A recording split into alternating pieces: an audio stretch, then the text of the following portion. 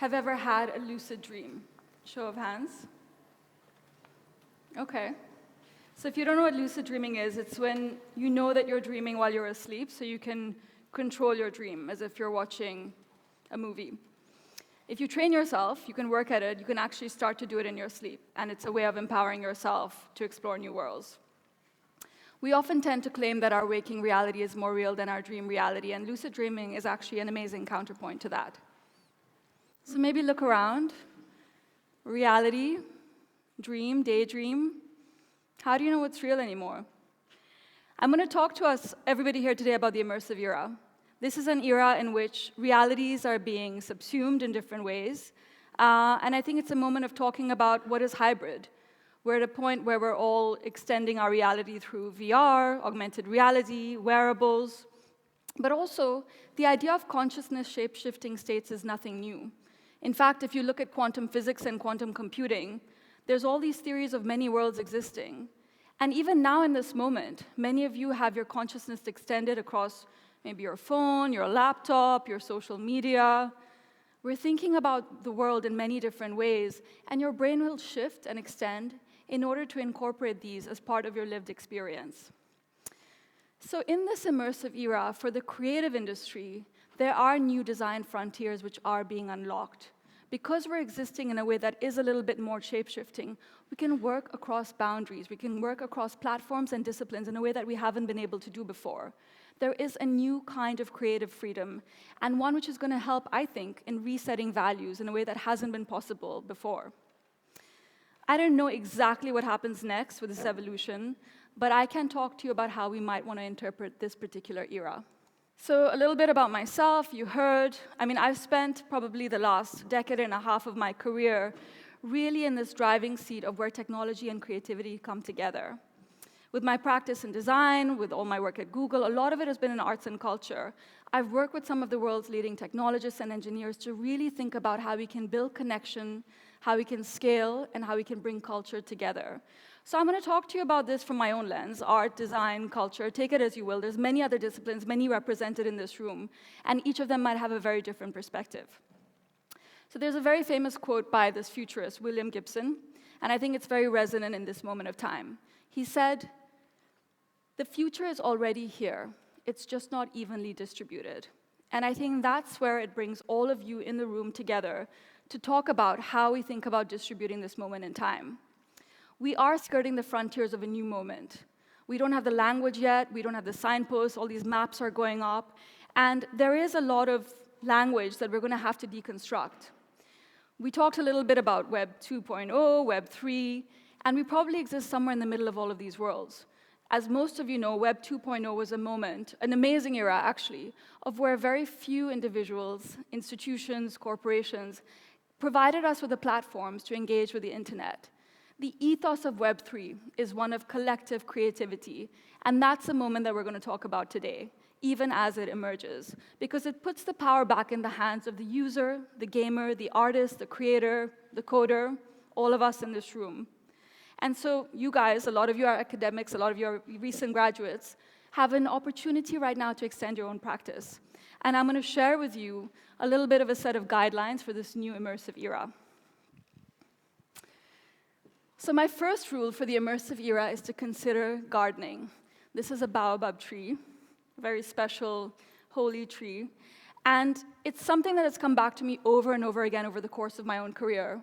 I had a mentor at Google, TEDxGoodenoughCollege, who worked with me over many years over projects which brought tech and creativity together. We worked on augmented reality, VR, extending reality, experiments in art and tech, new ways of doing digital storytelling with all of our teams around the world in arts and culture, in creativity, etc. at Google. And she used to always say to me, we're not conductors, we're gardeners. We're not directing a film. So much of technology and creativity coming together is really about letting things grow, nurturing connections, often weeding things out. And I think it's really relevant to how technology is going to evolve now. It's not just about finding an answer, it's about letting things evolve and thinking about how the process is as interesting and often as inspiring as the end result. And many of us are very focused on outcomes. I bet a lot of you spend your time thinking about how to achieve something, what the result will be. I always do. And having that patience is something that, frankly, in tech, we're also not trained to do. And I think this is a moment that's going to be one of shifting. So remember that you need to collaborate and work slowly. And remember that creative outcomes often need beauty that's beyond even just aesthetics. And often what's good isn't just what's good enough. And here's an example, actually, of a project that I worked on, which was looking at the artwork of Gustav Klimt. It's actually an incredible example of technology and creativity coming together. There's a series of artworks that are actually burnt. So these Klimt artworks were completely destroyed. We just had black and white paintings of these in my work with the arts and culture team at Google. They were brought to us, and somebody said, can you recolor these paintings using technology? So we had some of the world's smartest creative technologists working together with the world's leading expert on Gustav Klimt at the Belvedere Museum in Vienna. It was a really long process of gardening. It took 2 years of back and forth. Everybody was operating on different timelines, different ways of working, different ways of seeing a problem. But at the end of it, we achieved something that wouldn't have been possible with just an algorithm alone. You needed the expertise, you needed the depth, and you needed that conversation to happen in order to achieve something that was truly game-changing. Rule number 2, extend your mind. So a lot of what I said earlier, our minds are being extended in this moment of immersive technologies.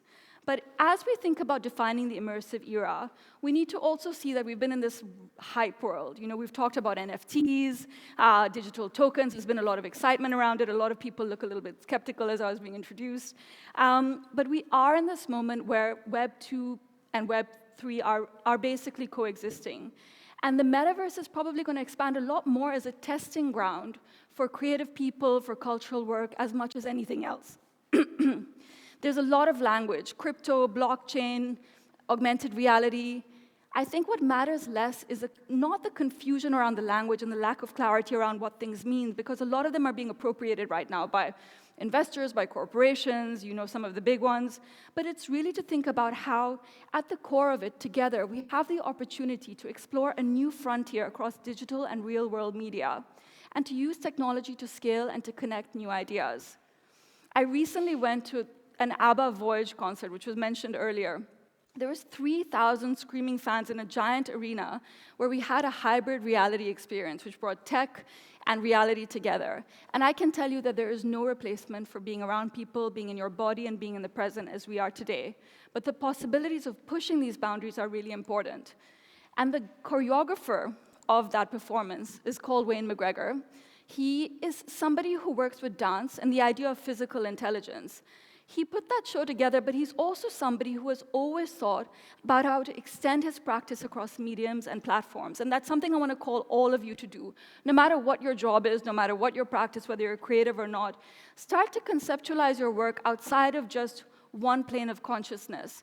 Wayne has worked with scientists, pop stars, neuroscientists, psychologists, and he's never let the medium define his practice. If anything, he's seen the challenge of new mediums coming out as a way of extending his work as a dance choreographer and as a performer. Third rule for the immersive age is to trust in the collective. This is an opportunity for all of us to come together in a few different virtual planes in a way that we've not had the access or the opportunity to do before. Pretty much everyone on Earth now has access to some kind of digital device.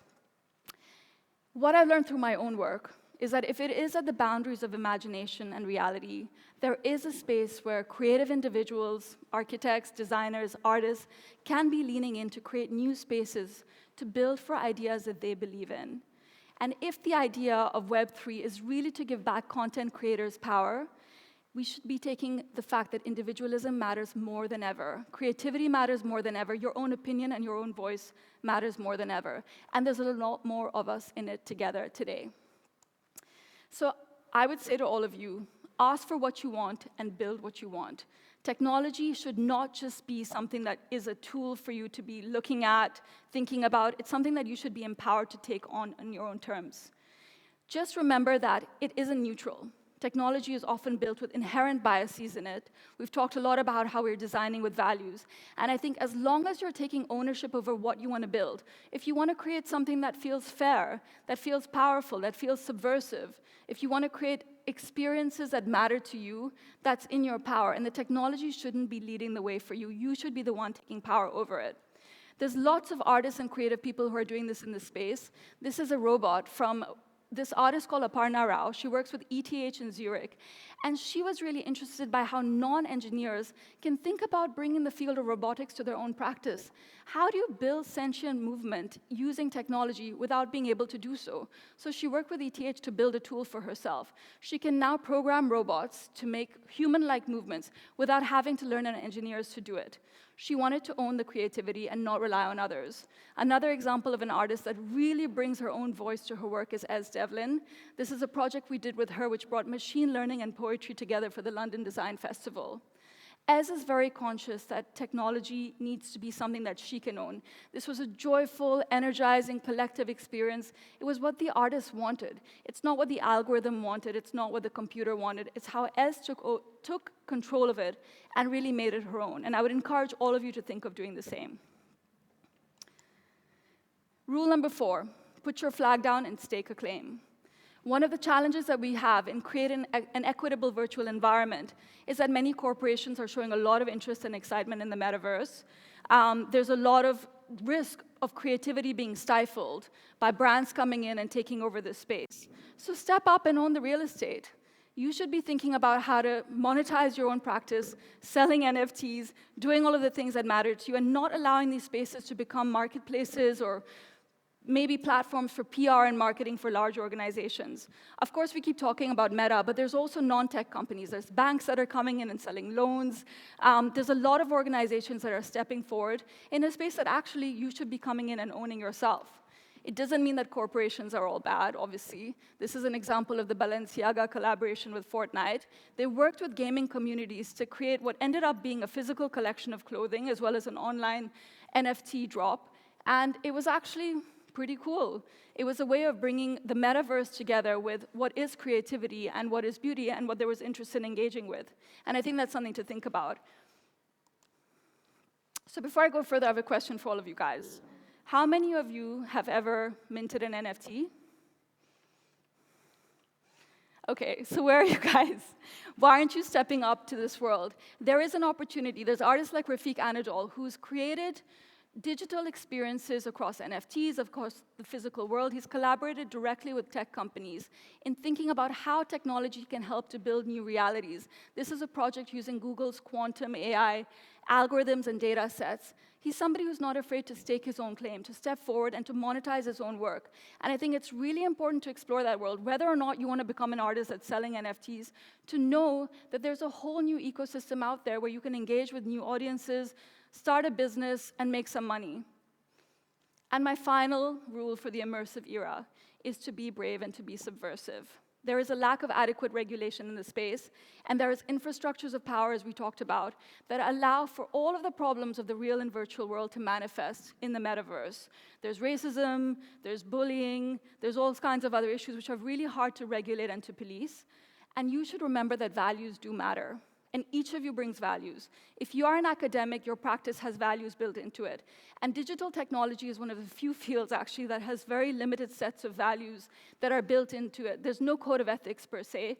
And so it leaves it down to individual corporations and organizations to create their own codes of ethics. You guys should be stepping up, and you should be owning the space as much as you can. Critical thinking and ethical frameworks, everything from what I've learned at Central St. Martin's around looking at trans theory, looking at queer theory, thinking about how to step forward with issues that are resonant outside of just what we think of as technology, are going to be really, really important in this moment. Only government should not define regulation. There's a lot of work that's going to look at this. Here's some examples. This is actually a UK-based architectural practice called Space Popular, and they're really interested in how to expand civic engagement in the metaverse. And finally, I think things like DAOs, decentralized autonomous organizations, and monetizing NFTs in this space will be really interesting for space building, for placemaking, for building cities, for creating collective opportunities, for creating experiences that allow for more social mobility and access. And this is an example from Tokyo. So this is a call to all of you. I've shown you lots of stories, artists, projects, ideas. Not all of these has been the result of gardening, but certainly all of them are multidisciplinary, they're all intersectional, and they're all issues-driven. So I'm going to bring it back to all of you today, as I've done a few times. There is room for all of us to engage here. You need to engage and stake your own flag. You need to stake your claim to the future, and you need to trust yourself and to trust in the collective, because at the end of it, you're going to be able to lift each other up in ways that you might not have imagined yet. Thank you.